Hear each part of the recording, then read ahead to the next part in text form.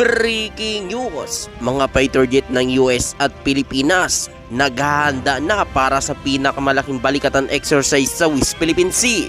Ito ang atin tututukan ngayong araw na ito. Saglit lang ito mga kababayan, kaya humanap na ng pwesto. Tara na, umpisahan na natin ito.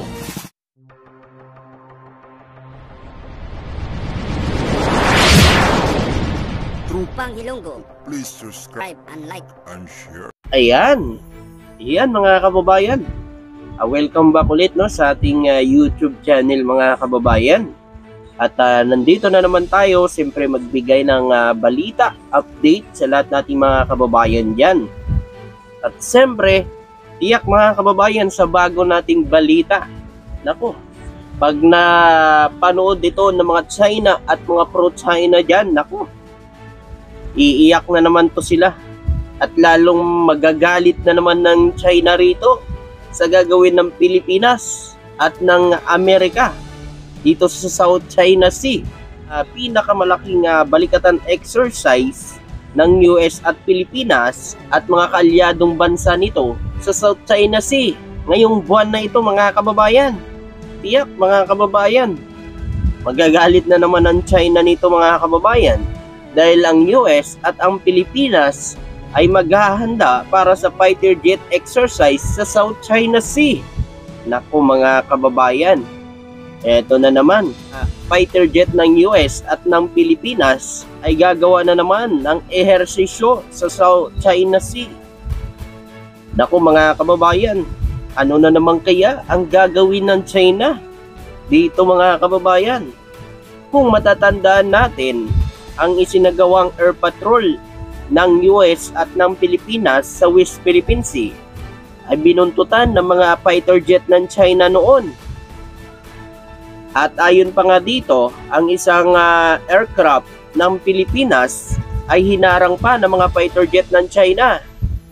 Pero wala namang naulat na ginawa umano ang mga fighter jet ng China. So ito pong gaganapin na ehersisyo ng US at Pilipinas sa South China Sea ay napakalaking tulong po ito mga kababayan sa Pilipinas. Alam niyo kung bakit? Lalo pang mahasa ang ating Philippine Army, Philippine Air Force, Philippine Coast Guard, Philippine Navy sa gaganaping ehersisyo na ito mga kababayan. Kasi alam naman natin mga kababayan, ang bansang Amerika ay talagang napaka-high-tech ng mga kagamitan nila.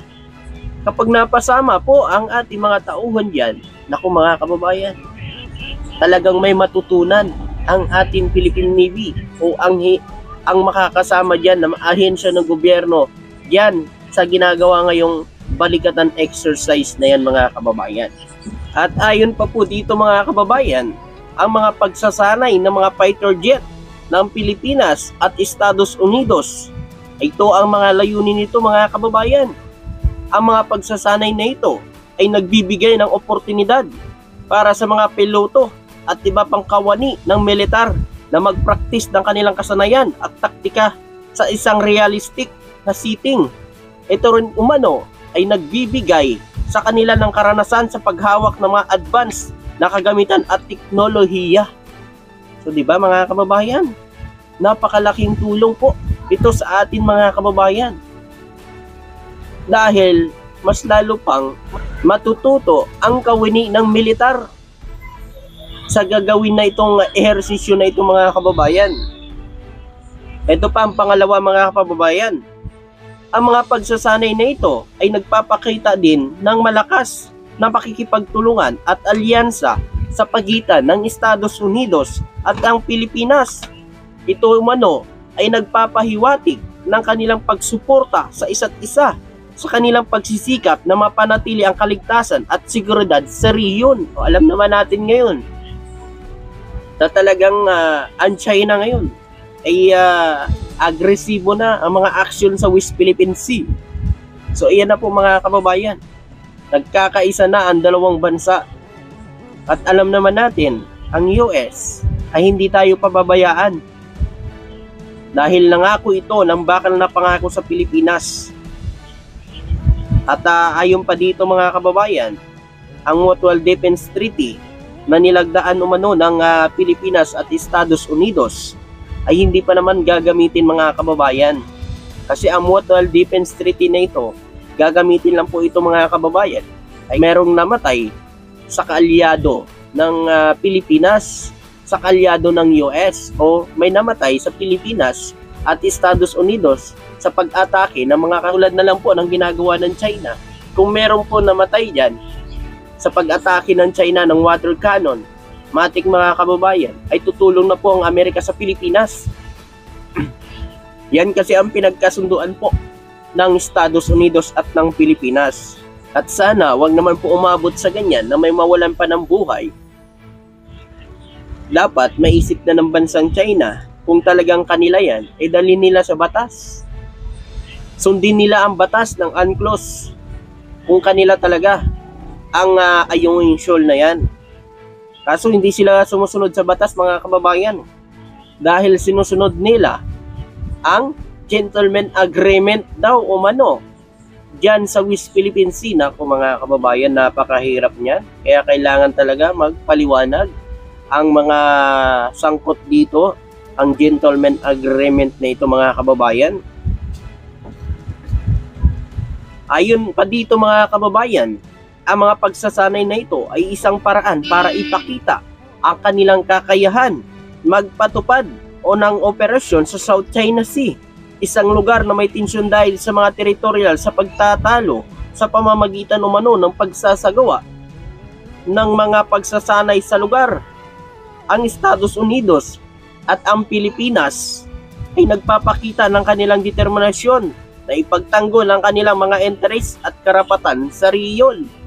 So yun po mga kababayan, siyempre, ang Pilipinas ay talagang hindi isusuko ang dapat na para sa atin. Katulad ng sinabi ng ating mahal na Pangulo, ipagtatanggol natin ang dapat na sa atin. Dahil tayo dapat ang nakikinabang dyan, hindi kung sino-sino man, hindi ang bansang China. Diba? Kung yan po mga kababayan ay maano na ng Pilipinas, ay napakalaking tulong yan para sa bansa natin.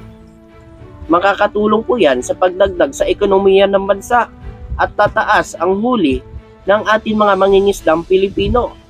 Kapag tinigilan na ng China at hindi na hinaharas ang ating mga mangingisda dyan sa Ayungin Shoal, napakalaking tulong po yan mga kababayan. Dahil alam naman natin, yan ng West Philippine Sea ay marami talagang makukuhang yaman dagat yan, lalo na sa gas. At ayon pa dito mga kababayan, ang pagsasanay na ito ay nagbibigay rin ng oportunidad para sa Estados Unidos at Pilipinas na magpatupad ng mga strategic na operasyon na maaaring makatulong sa pagpapanatili ng balanse na kapangyarihan sa rehiyon. Yan mga kababayan. Siyang China kasi mga kababayan, porke malakas na bansa, siyempre tayong mga maliliit, minamaliit na lang talaga ng China. Ganyan ka walang hiya kasi yung China na yan. Kung tutusin mga kababayan, kung siya talaga ay handang tumulong sa mga maliliit na bansa katulad ng ginagawa ng Amerika, hindi dapat yan pinapakialaman ang atin. Ay dapat tinutulungan niya pa tayo kung paano natin mapa-improve ang ating mga teritoryo dyan sa West Philippine Sea. Kaso wala eh. Sinasakop niya ng mga kababayan eh. Ibig sabihin, gusto niya siya lang makinabang dyan sa West Philippine Sea. Paano na tayo? Paano na ang ating mga mangingisdang Pilipino? Kung hindi natin makuha yung West Philippine Sea, naku mga kababayan, kukunti na ang huli ng ating mga mangingisdang Pilipino. Dahil alam naman natin dyan sa West Philippine Sea mga kababayan, yan ang pinakamaraming yaman dagat na nakukuha ng ating mga mangingisda. Pagpapalakas ng alyansa.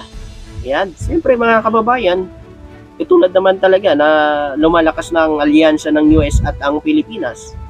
Dahil yan sa patuloy na pagtulong ng Amerika dito sa bansa natin. Pagpapalakas ng kakayahan, pangdepensa. Ayan mga kababayan, ito din ang isa sa mga hangarin ng ating mahal na Pangulo na mapalakas ang pangdepensa natin para sa mga dayuhan na tumangka dito na pumasok sa atin. Hindi may pang na tayo mga kababayan, may panglaban na tayo, malakas na ang depensa natin. So yan, ang aasahan pa natin sa ating mahal na Pangulo. At yan ang ginagawa na ngayon ng ating mahal na Pangulo, mga kababayan, sa pagsuporta niya sa Armed Forces of the Philippines at sa mga modernization. Mga pagsasanay ng mga fighter jet na ito, mga kababayan, lalo pang mahasa ang ating mga militar o ahensya ng gobyerno na kasama sa exercise na ito. Mahahasa pa ang ating Philippine Air Force sa pagpapatakbo ng mga jet fighter natin.